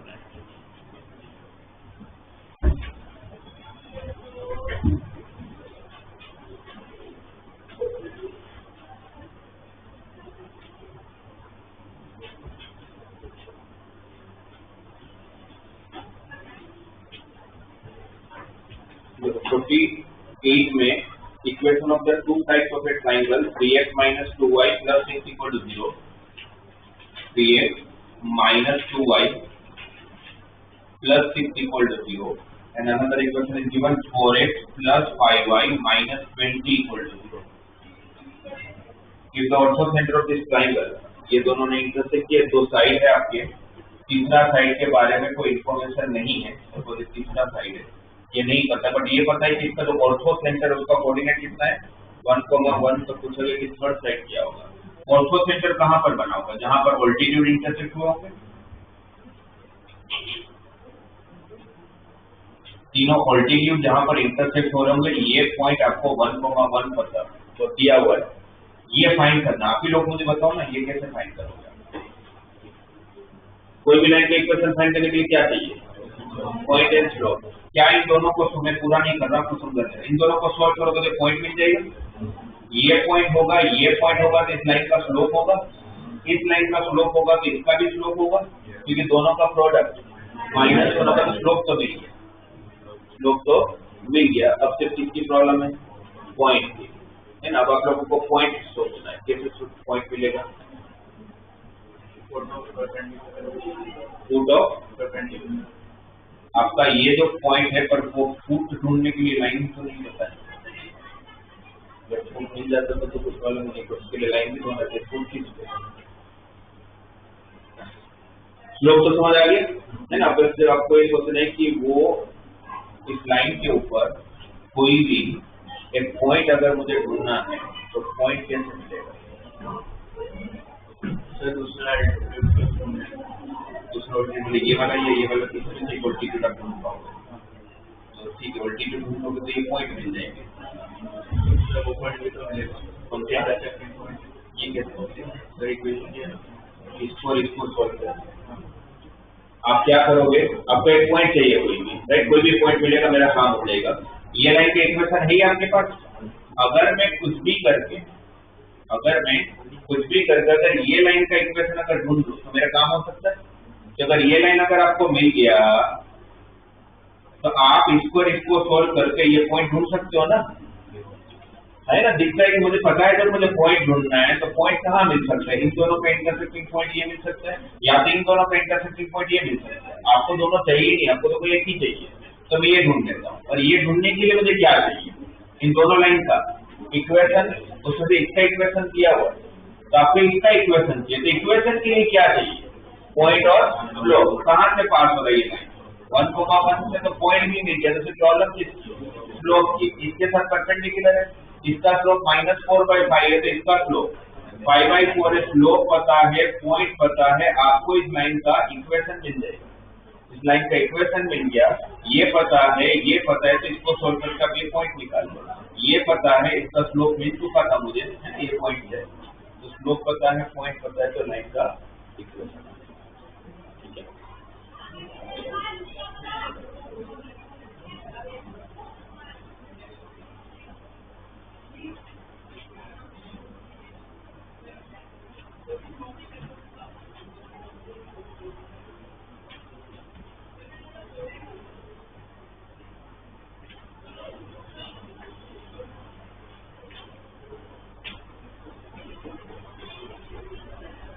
बट एक चीज इसमें, और इसमें न्यूमेरिक क्वेश्चन के लिए नहीं, पर ऐसा कभी इसमें ऑर्थो सेंटर का ऑल्टीट्यूड का ये दोनों साइड के क्वेश्चन दिया था। ऐसा कभी अगर क्वेश्चन आ जाए, कभी मैंने देखा है ये क्वेश्चन भी पूछा आ जाए कि आपको दिया जाता है ट्राइंगल है, उस ट्राइंगल का एक पॉइंट दिया जाता है, एक पॉइंट दिया होगा, और आपको बाकी डी और सी से पास होने वाले एंगल बाइसेक्टर दे रखे होंगे। क्या दिया होगा आपको? एंगल बाइसेक्टर दिया होगा। ये थीटा है तो ये भी थीटा होगा, दोनों तरफ के एंगल बाइसेक्टर दिए होंगे। और फिर बोला होगा बीसी का इक्वेशन ढूंढना है। फिर ढूंढना क्या होगा? बीसी का इक्वेशन। गिवन क्या क्या होगा? ये लाइन दिया होगा जो एंगल बाइसेक्टर है पॉइंट बी से, ये लाइन दिया होगा जो एंगल बाइसेक्टर है पॉइंट सी से, और ए का कोऑर्डिनेट दे रखा होगा। बट आपको इक्वेशन बीसी का ढूंढना होगा। इस वजह से तो ऑल्टीट्यूड था, फिर भी इजी था कि 90 डिग्री बन जाता तो स्लोप का प्रोडक्ट -1 भी हो रहा था। इस वजह से कुछ भी नहीं। तो फिर यहाँ पर आप क्या करोगे? एक फिर से ध्यान से देखोगे तो ये लाइन और ये लाइन का ये एंगल बाइसेक्टर है। इस लाइन पे एक पॉइंट ए कुछ आपको पता है, और ये इक्वल एंगल बना रहा है। तो हमें पता है कि एक तरफ से ये हो गया ना कि अगर आप थोड़ा सा सोचोगे तो ये आप लोगों का मिरर का काम करता होगा, क्योंकि मिरर से आपका इंसिडेंट रे और रिफ्लेक्टेड रे सेम एंगल बनाते हैं। तो इसका मतलब समझ आया जो मैंने बोला उसका, कि इस पॉइंट का अगर ये मेरा इंसिडेंट रे तो ये मेरा रिफ्लेक्टेड, ये मेरा मिरर है, तो इसका इमेज कहाँ पर आएगा, कहाँ पर आएगा, ये थोड़ी होगा, इस पॉइंट का इमेज कैसे हो जाएगा, इस पॉइंट का इमेज इस लाइन पे कहीं आएगा, ये नहीं हो जाएगा, ऐसे थोड़ी कि सी हो जाएगा, ये थोड़ी ना मिड पॉइंट हो जाएगा। बट हाँ, ये आप लोगों का मिरर है, तो आप लोगों का इस पॉइंट का इमेज इसी रिफ्लेक्टेड रे पे कहीं आता होगा, तो और इमेज कैसे फाइंड करना उसका शॉर्टकट दिया हुआ है, तो मैं ए का इमेज फाइंड कर लूंगा जो यहाँ कहीं आता होगा, और एक पॉइंट से अभी भी काम नहीं होगा, तो ये भी तो वही मिरर का काम करता होगा, ये इन दोनों का एंगल बाइसेक्टर है, तो ये इंसिडेंट रे, तो ये रिफ्लेक्टेड होगा, तो इसको मिरर बना लूंगा और इसका इमेज फाइंड करूंगा, तो दूसरा इमेज मिल जाता होगा। फिर अगर आपको एक लाइन के 2 पॉइंट पता चल गए तो फिर सब कुछ हो जाएगा, 2 पॉइंट से स्लोप भी मिल जाएगा और एक पॉइंट को यूज करके स्लोप पॉइंट फॉर्म से लाइन का इक्वेशन भी निकाल लेंगे, ठीक है। एंगल बाइसेक्टर अगर दे रखा होता तो इमेज का कंसेप्ट है, ठीक है। बस नेक्स्ट क्लास में फिर आगे डिस्कस करते हैं, 75 का कंप्लीट करके लाना।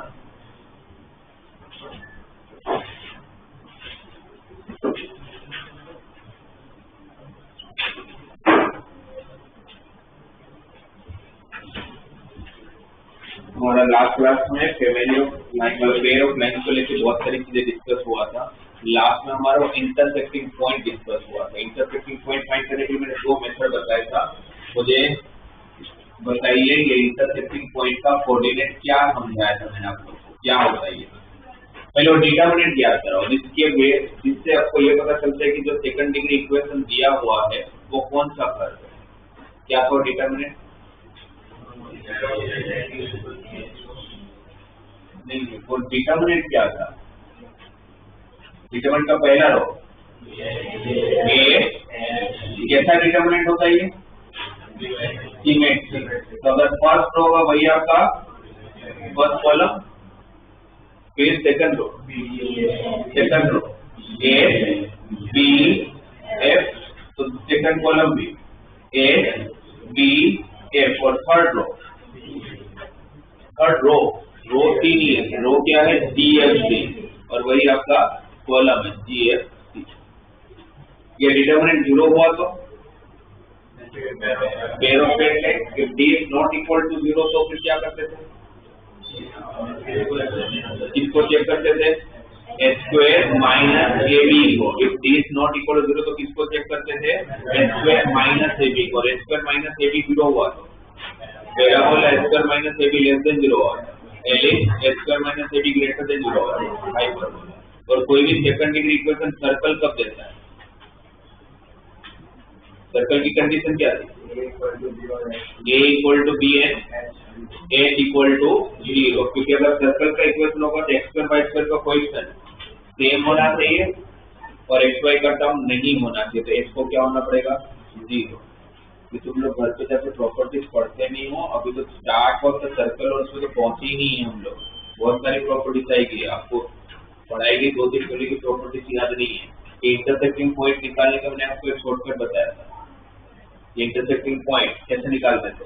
इस डिटरमिनेंट की हेल्प से मैंने आपको इंटरसेक्टिंग पॉइंट ढूंढना बता दिया था। क्या था वो?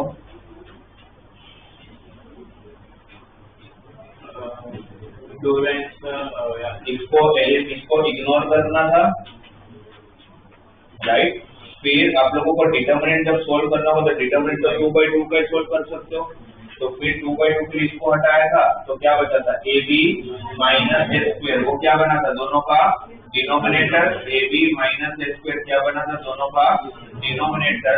फिर x का न्यूमरेटर फाइंड करने के लिए इसको हटाया तो क्या बचा था? H f minus b, h f minus b. और y का ढूंढने के लिए इसको हटाया था तो A F minus H G, पर बीच में ये पाया था, आगे माइनस लगा था तो क्या हो गया था? जी एच माइनस ए।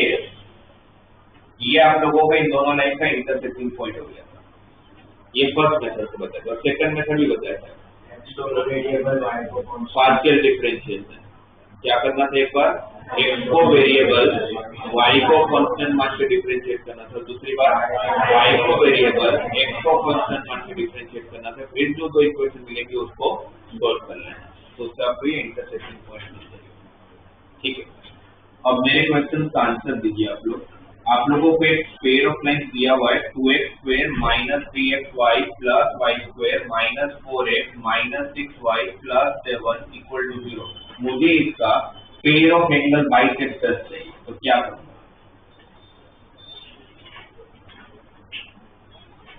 हम लोग लास्ट क्लास में ये डिस्कस कर चुके थे कि जब लाइन्स अगर ओरिजिन से पास नहीं होता और ऐसे कोई लाइन्स का अगर आप लोगों को कुछ भी पूछा जाए तो आपको क्या करना है? सबसे पहला से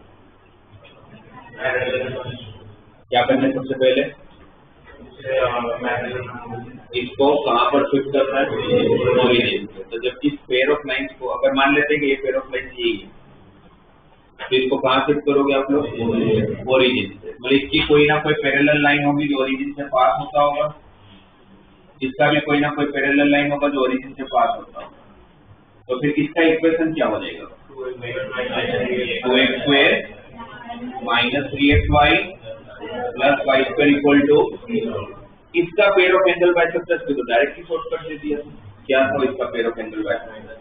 x square minus y square upon a minus b equal to xy by h। What is value of a? a क्या है यहाँ पर? 2, b क्या है? 1, y स्क्वायर का वर्ग 1, h क्या है? Minus 3 by 2, right. 2 माइनस 1 तो 1 हो जाएगा, क्रॉस मल्टीप्लाई करूंगा तो minus 3x square plus 3y square equal to 2xy। इसको तरफ शिफ्ट करता हूँ, शिफ्ट करूंगा तो 0 equal to 3x square plus 2xy minus 3y square. ये इस पेयर ऑफ एंगल बाइसेक्टर, मतलब इस पेयर ऑफ लाइन्स का एंगल बाइसेक्टर्स का प्रोडक्ट हो गया। अच्छा, कैसे पता चले कि मेरा आंसर सही है कि गलत है?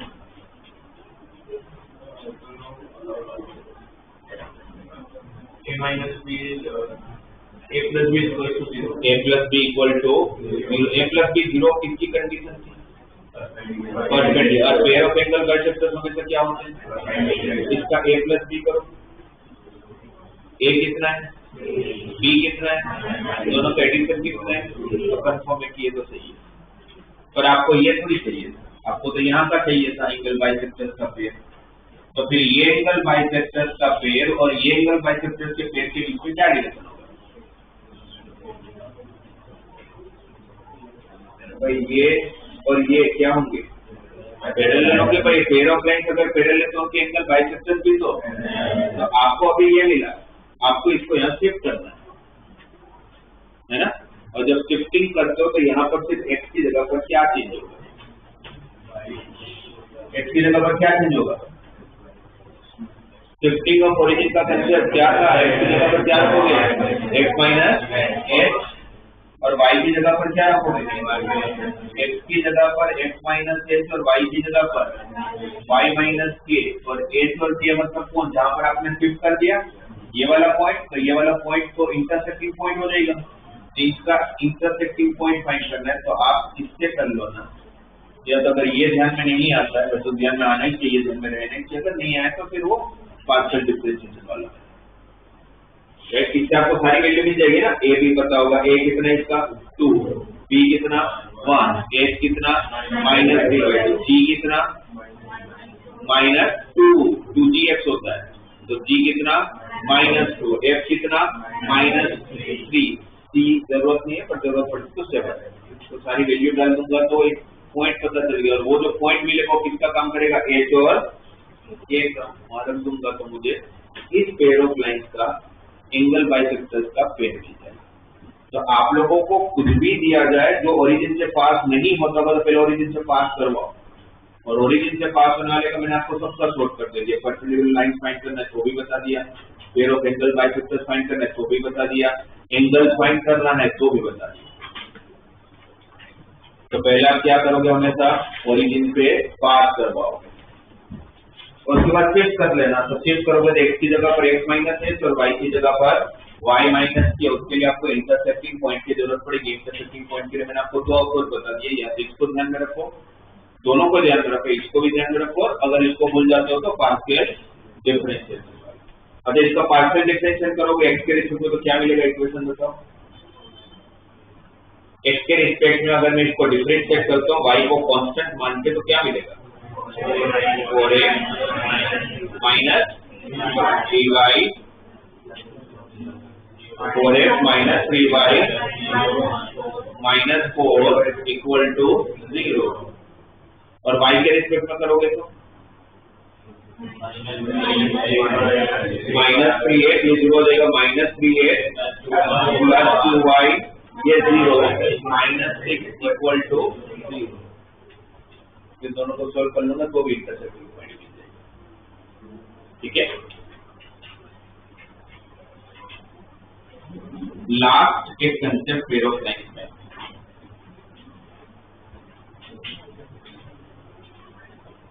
तो आप लोगों को सबसे ज्यादा यूज में आएगा। इस concept is called homogenization. Concept is called homogenization. नाम में देखो ना, होमोजेनियस। होमोजेनियस इक्वेशन किसको बोलते हैं,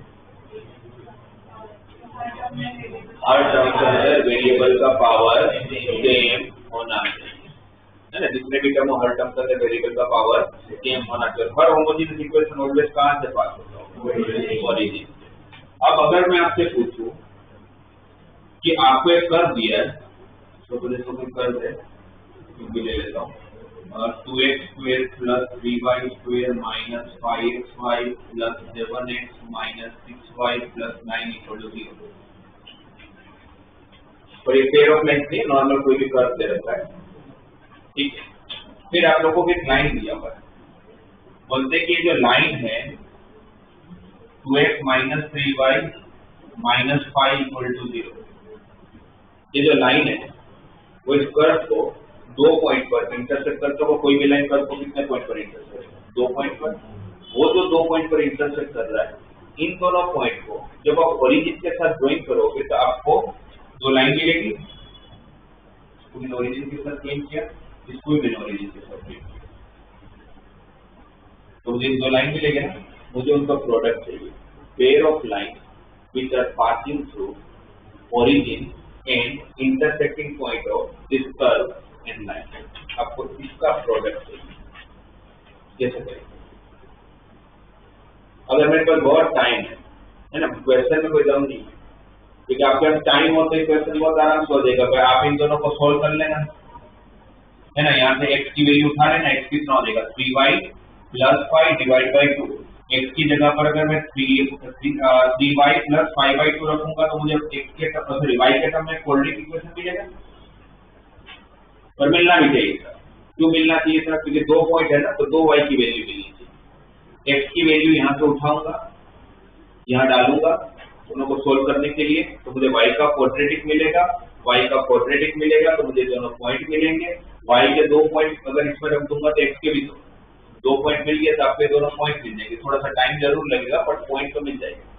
अगर आपको ये पॉइंट मिल गया और ये तो ओरिजिन है, तो अगर आपके पास दो पॉइंट है तो क्या लाइन का इक्वेशन नहीं निकालेंगे आराम से, है ना। ये पॉइंट आपके पास 0,0 है, ये पॉइंट आपको मिल चुका है दोनों को सोल्व करके। ये पॉइंट और ये पॉइंट को लेके स्लोप भी मिल जाएगा, y2 minus y1 upon x2 minus x1। Slope पता चल गया, पॉइंट पता है, तो लाइन का इक्वेशन आ जाएगा। सेम इसको सोल्व करके ये पॉइंट भी मिल चुका था, राइट। ये पॉइंट और इस पॉइंट को यूज करके वापस इस लाइन का स्लोप निकाल लेना। स्लोप पता है, पॉइंट पता है, तो लाइन का इक्वेशन आ जाएगा। फिर जो दो इक्वेशन आएंगे उन दोनों का प्रोडक्ट करूंगा तो मुझे पेयर ऑफ लाइन्स मिल जाएगी जो मुझे फाइंड करना है। ये तो गया उसका ट्रेडिशनल अप्रोच कि भाई टाइम है, कोई जल्दबाजी है नहीं, अपने को बहुत आराम से 15 मिनट के क्वेश्चन करने के लिए तो कर लेंगे। पर अगर मुझे वो टाइम नहीं देना है तो मैं क्या सोचूंगा, भाई क्यों मैं वो इंटरसेक्टिंग पॉइंट में, क्योंकि मुझे तो ये बोला गया कि pair of lines which are passing through origin, और मुझे पता है कि लाइन जब ओरिजिन से पास होते तो हमेशा बनाएगा होमोजेनियस इक्वेशन। क्या बनाएगा, होमोजेनियस इक्वेशन। तो अगर मैं अपना दिमाग लगाऊं और अगर मैं ऐसा कुछ करूं कि इसको और इसको यूज करना, क्योंकि ऑब्वियसली इन दोनों को इंटरसेक्टिंग पॉइंट से पास करवाना है आपको, तो इन दोनों को यूज करके अगर मैं होमोजेनियस इक्वेशन बना लूं तो ऑटोमेटिकली ओरिजिन से पास होने लगेगा, क्योंकि होमोजेनियस इक्वेशन पास कहां से होना है? ओरिजिन से। हर होमोजेनियस इक्वेशन कहां से पास होना है? ओरिजिन से। तो मुझे ये सोचना चाहिए कि मैं इन दोनों को यूज करके कैसे होमोजेनियस इक्वेशन फॉर्म कर सकता हूं, कैसे बना सकता हूं, ये हम सोचेंगे। होमोजेनियस इक्वेशन का फॉर्मेट कैसा होता है? पेयर ऑफ लाइंस का ax square plus 2hxy plus by square equal to 0। Homogeneous equation में पावर 2 होना चाहिए, x का पावर 2, यहाँ पर x का पावर 1, y का पावर 1, तो 1 + 1 2 और y का पावर 2। तो आपको एक ऐसा इक्वेशन बनाना है जो सेकंड डिग्री इक्वेशन बन रहा है, जिसके अंदर सिर्फ पावर 2 ही और इसको यूज करना है। तो ध्यान से देखिएगा, इसमें से कौन सा टर्म आपका प्रॉब्लम नहीं है?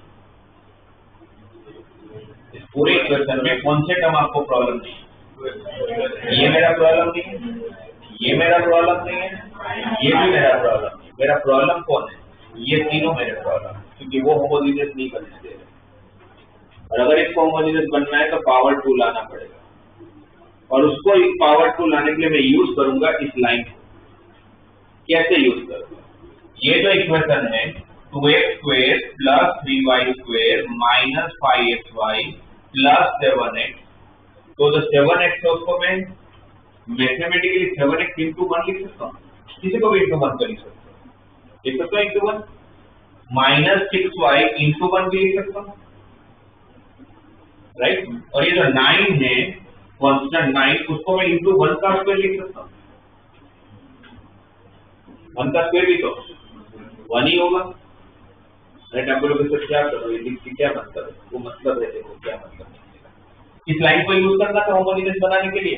तो 2x minus 3y minus 5 equal to 0, तो इसको ऐसे लिख लेता हूँ 2x minus 3y equal to 5, minus 5 को दूसरी तरफ शिफ्ट किया तो प्लस 5 से दोनों तरफ डिवाइड कर लिया, तो 2x minus 3y upon 5 equal to 1। मुझे 1 की वैल्यू मिली, उस 1 को उठा के मैं इसमें डाल दूँ, उस 1 को उठा के मैं इसमें डाल देता हूँ। 2x square plus 3y square minus 5 square मेरा कभी भी प्रॉब्लम था ही। मेरा जो प्रॉब्लम था वो ये था कि यहाँ पर x का पावर 1 था, उसको मुझे पावर 2 में कन्वर्ट करना था, और उसको 2 में कन्वर्ट करने के लिए मुझे इसको यूज करना था, क्योंकि उनका इंटरसेक्टिंग पॉइंट की बात हो रही है। तो यहाँ से मैंने 1 ढूंढा, 1 को रखा यहाँ पर 2x माइनस 3y बाई 5। इसको जब आप ब्रैकेट ओपन करोगे तो कौन कौन से टर्म आएंगे? x स्क्वायर आ जाएगा और xy आ जाएगा, तो ये तो पार्ट होमोजेनियस हो गया। अब मैं यहाँ पहुंच गया, 6y मेरा प्रॉब्लम था, बट इंटू 1 की जगह पर रखा मैंने 2x माइनस 3y बाई 5। इसका ब्रैकेट ओपन करो, xy और y स्क्वायर, ये भी होमोजेनियस बन गया। अब बचा क्या? 9। तो 9 के साथ मैंने 1 का स्क्वायर किया, तो 1 का स्क्वायर क्यों किया? तो सिर्फ 1 क्यों नहीं किया? अगर सिर्फ 1 करता तो भी x और y रह जाता, और मुझे x स्क्वायर y स्क्वायर चाहिए था, तो इसलिए मैंने स्क्वायर किया। इसका जब स्क्वायर करोगे तो कौन कौन से टर्म आएंगे? 4x स्क्वायर आएगा, 9y स्क्वायर आएगा, और बीच में xy का टर्म आएगा। पूरे इक्वेशन में एक भी टर्म ऐसा नहीं है जो आपका होमोजेनियस नहीं बनने देगा, है ना। एलसीएम कितना होगा? 25, 5 का स्क्वायर 25 को अगर मैं क्रॉस मल्टीप्लाई कर लूं, अगर पूरे इक्वेशन सॉल्व कर दो, क्या होगा? ये 50x square plus 75y square minus 125xy, यहाँ पर ब्रैकेट ओपन किया होगा तो 14x स्क्वायर इंटू 5 ही आया होगा, क्योंकि 25 एलसीएम और डिवाइड में तो 5 है ना। तो 35x इंटू 2x को कितना हो जाएगा? 70x, है ना। 14 5 70x minus 21xy into 5, 105xy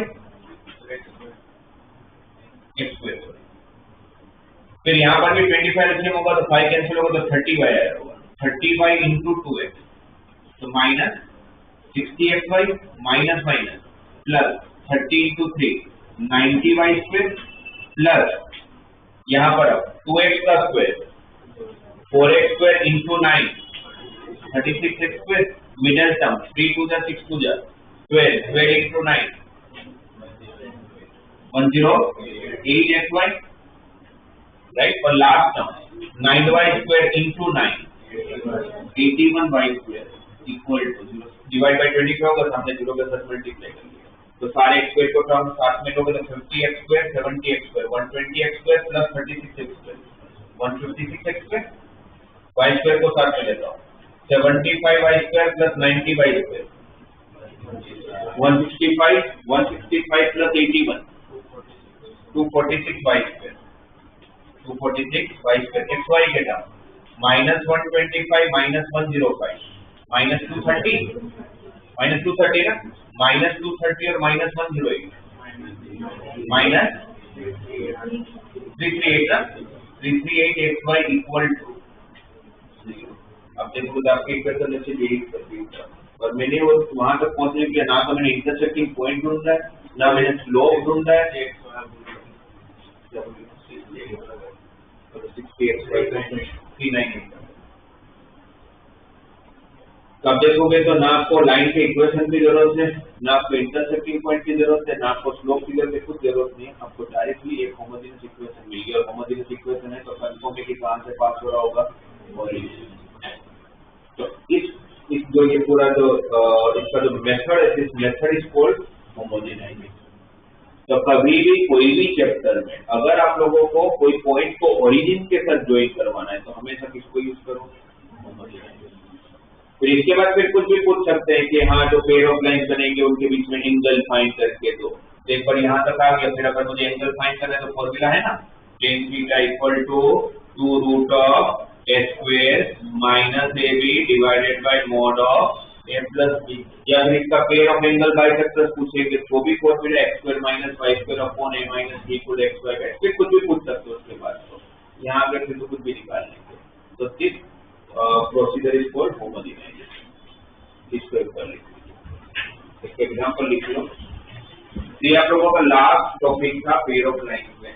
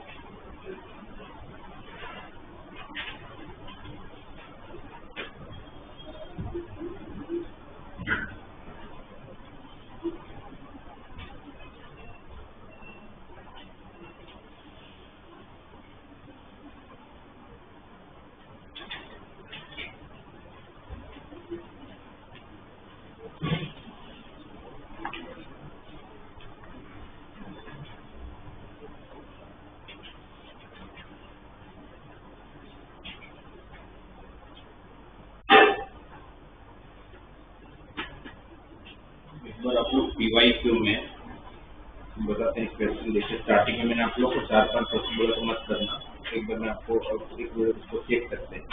question number 6 सबसे पहले तो पेयर ऑफ लाइन का क्वेश्चन। जो भी कंसेप्ट हमने डिस्कस किया, ज्यादा कंसेप्ट थे नहीं, वही 7-8 कंसेप्ट तो ध्यान में रख लेना आप लोग को। जैसे 6 क्वेश्चन है, और 6 क्वेश्चन में आपको क्या दिया है, if the sum of the slope of the line given by x square minus 2cxy minus 7y square equal to 0 is 4 times that product। तो मुझे याद कराओ, पेयर ऑफ लाइन्स में स्लोप के बीच का रिलेशन याद कराओ, क्या था? m1 minus m2 कितना और m1 into m2 कितना? m1 plus m2 इसके बराबर होता है माइनस 2h by b, और m1 into m2 कितना? a by b। इसका a कितना है, a कितना, b कितना? What is value of 2h? 2h कितना? माइनस 2c, वो माइनस और ये माइनस, प्लस 2c, b कितना? b कितना? माइनस 7। तो m1 प्लस m2 कितना दिया हुआ है? माइनस 2c by 7, और m1 into m2 a by b, a आपका 1, b आपका माइनस 7। रिलेशन याद है, m1 प्लस m2 मिल गया, m1 m2 मिल गया। पूछो बोला क्या है? जो सम है वो उसका प्रोडक्ट का 4 टाइम्स है। जो सम है वो उनके प्रोडक्ट का 4 टाइम्स है, प्रोडक्ट का 4 टाइम्स है ना। इसको 4 से मल्टीप्लाई कर लिया तो दोनों तरफ से क्या कैंसिल हो गया? 7 minus 2c equal to minus 4, तो c इक्वल टू 2, c की वैल्यू फाइंड करने से 2 आंसर आ गया, c आंसर आ गया। तो सिर्फ किया कि हमने m1 प्लस m2 और m1 m2 का रिलेशन पता, उसको यूज कर लिया। उसका नेक्स्ट वाला 7th वाला क्वेश्चन। 7th वाले क्वेश्चन में 6x square minus xy plus 4cy square equal to 0, ये दो लाइन का प्रोडक्ट है ना। ये दो लाइन का प्रोडक्ट होते थे, एक लाइन दिया हुआ है तो बोलते c की वैल्यू ढूंढ के। अगर इसमें से एक लाइन हमें दिया हुआ है कि 3x plus 4y equal to 0, जब अगर ये दो लाइन का प्रोडक्ट है उसमें से एक लाइन ये है तो c कितना है ढूंढना है। तो सीधी बात, अगर इसका ही एक फैक्टर अगर ये है तो इसको सेटिस्फाई भी करता होगा, फिर तो डायरेक्ट उसमें प्रूव कर लेते हैं ना। कोई भी एक वैल्यू रख लेते हैं x या y की। x कितना हो जाएगा? माइनस 4y by 3, x की जगह पर रख लेता हूँ minus 4y by 3, minus 4y by 3 का स्क्वायर 16 into 6, तो 96 y स्क्वायर बाई 9। यहाँ पर x को रखा minus 4y by 3, minus minus plus 4y into y, 4y square upon 3 plus 4c y square equal to 0। क्या कॉमन तीनों में से? तीनों में से क्या कॉमन है? 4y square common, 4y square common ना, तो 4y स्क्वायर कॉमन तो क्या बचेगा यहाँ पर?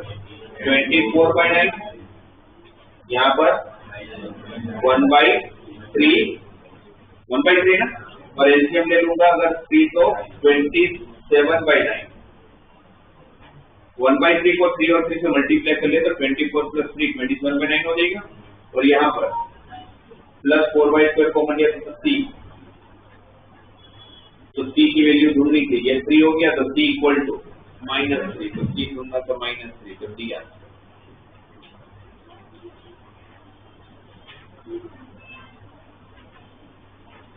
उसके बाद पीछे क्वेश्चन नंबर 11।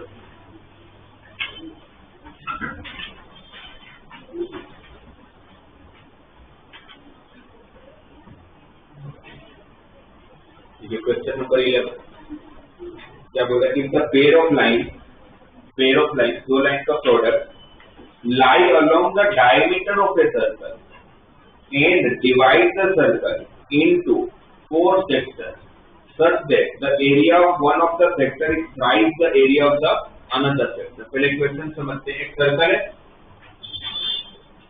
इस सर्कल के बहुत सारे डायमीटर होंगे, उसमें से कोई भी 2 डायमीटर का प्रोडक्ट दिया हुआ है, उसमें से कोई भी 2 डायमीटर, ये 2 डायमीटर ले लेते तो सेंटर से पास हो रहा है, राइट, उनका प्रोडक्ट दिया हुआ है। बोला है ना question, if the pair of line lie along the diameter of a circle and divide the circle into 4 sector. दिख रहे हैं आपको 4 सेक्टर, 1 2 3 4 सेक्टर है, राइट। अच्छा, किसी भी और उसके बाद क्या बोला गया है कि subject the area of the one of the sector is thrice the area of the another sector. Area of the sector बताओ, ये तो 10th का कंसेप्ट। सेक्टर का एरिया कैसे निकालते हैं? सेक्टर का area theta by 360 into pi r square. मैं इस सेक्टर का एरिया ढूंढूं या इस सेक्टर का एरिया ढूंढूं, रेडियस तो सेम ही होने वाला है, थोड़ी होगी यहाँ पर रेडियस को अलग लूंगा, इस पर रेडियस को अलग लूंगा। तो इस सेक्टर का एरिया और इस सेक्टर का एरिया डिफर होने का रीजन कौन होगा? बीटा। और अगर मुझे बोला जाता है कि इसका इस सेक्टर का एरिया इस सेक्टर के एरिया से 3 टाइम्स है, तो 3 टाइम्स किसको होना पड़ता होगा? बीटा को। तो अगर इसका अगर ये थीटा है तो इसके पास ऑप्शन ही नहीं, इसको कितना होना पड़ेगा? करेक्ट, तभी तो 3 टाइम्स होगा। और ये पूरा मिलके थीटा प्लस 3 थीटा कितना हो गया? 4 थीटा। और ये पूरे एंगल होगा कितना? 180। तो 4 थीटा कितना हो गया? 180। तो थीटा कितना हो गया? 45। ये पता चल गया कि इस एंगल को 45 होना पड़ता है। अब आगे बढ़ते हैं, ये हो गया मेरा फर्स्ट लाइन का मतलब। फिर उन्होंने बोला है तो फिर नीचे में से कौन सा ऑप्शन सेटिस्फाई कर रही है बोला है ना, if the pair of lines line of the divide the circle into surface area of the one of the sectors right area of the another then नीचे में से कौन सी कंडीशन सेटिस्फाई हो रहा है? थीटा कितना मिला आप लोगों को? 45। थीटा 45 मिला है। और आप लोगों के पास इन दोनों का प्रोडक्ट क्या दिया हुआ था? ax square plus twice of a plus b into xy plus by square equal to 0। मुझे दोनों लाइन के बीच का एंगल 45 मिला है, तो दो लाइन के बीच में एंगल फाइंड करने की formula tan theta equal to 2 root of a square. a कौन है?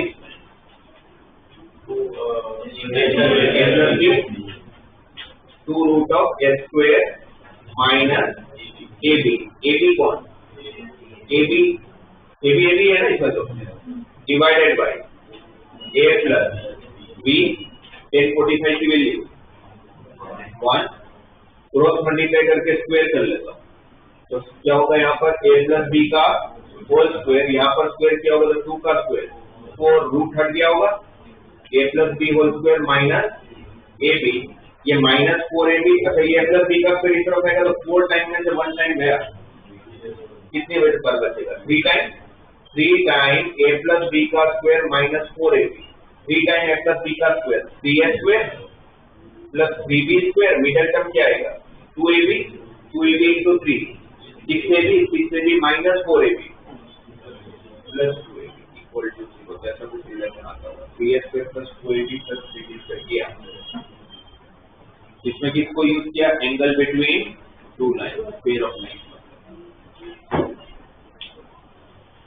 फिर क्वेश्चन नंबर 16।